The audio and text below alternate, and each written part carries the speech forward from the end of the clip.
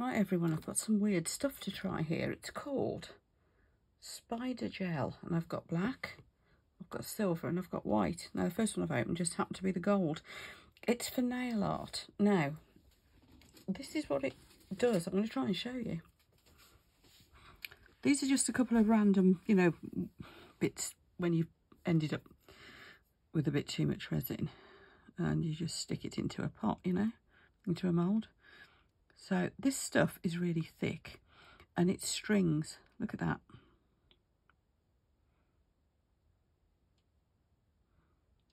So that is what you do.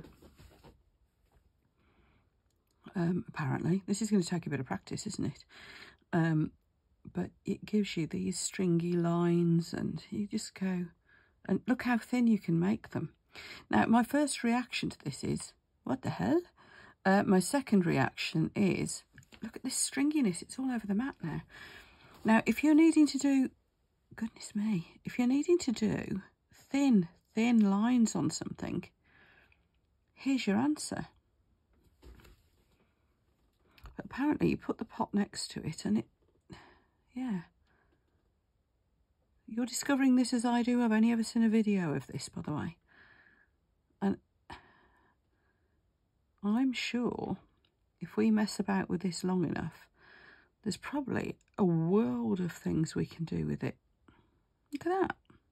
You can see why it's called Spider, can't you? See, back and forth, back and forth. Oh. It's basically stringy, you know, like cheese. Ah. Can you move it around? Yeah, you can. Oh God, it's stringing over there now. Now, I think that's going to have a use for something to do with marbling, or I'm going to put the lid back on quick, clean it up first. But I think that's going to have a lot of uses. It just defeats me quite what at the moment. Marbling, maybe? I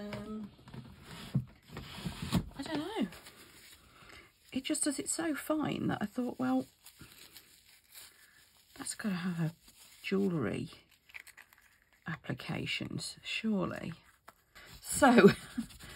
this is a very short video just to show you this weird stuff. And I don't know what else to say. Let me know if you have any ideas, folks.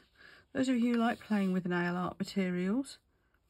Anybody out there who uses this for nail art, give me a shout. Show me what you do with it. I have seen some YouTube videos on it. That's why I got the idea to buy it. But I'd be interested to see if anybody does anything a bit different and creative over and above the obvious. Whoa, it's even stringing on my fingers.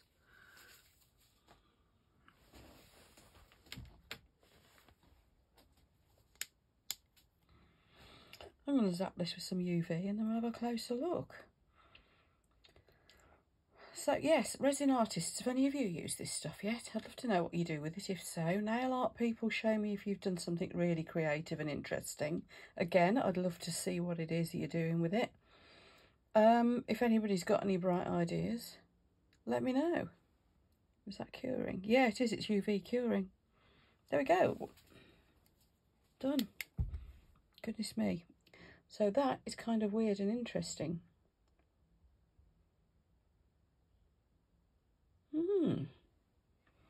This one, I made it a lot finer.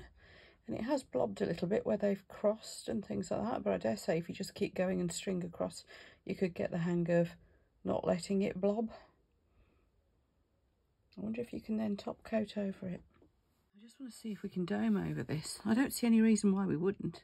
Just be interested to see what the overall effect is.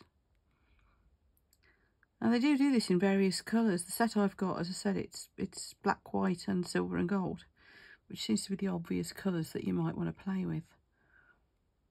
Not sure what other colours they do it in. I just remember when I was looking for it, because I'd seen it on a random nail art video that I was watching. Those are the colours that I saw.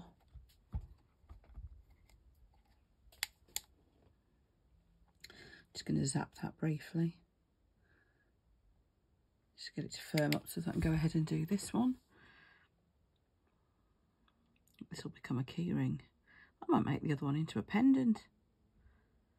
See, there's always things you can do with scraps. Always have a mould handy when you're mixing resin.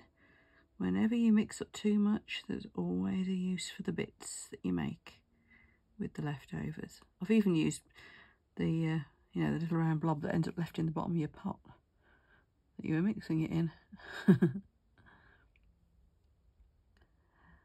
Oh, that's rather interesting. The mould that I chucked these into, I hadn't cleaned terribly well from, just because it had been sat next to where I'd been using some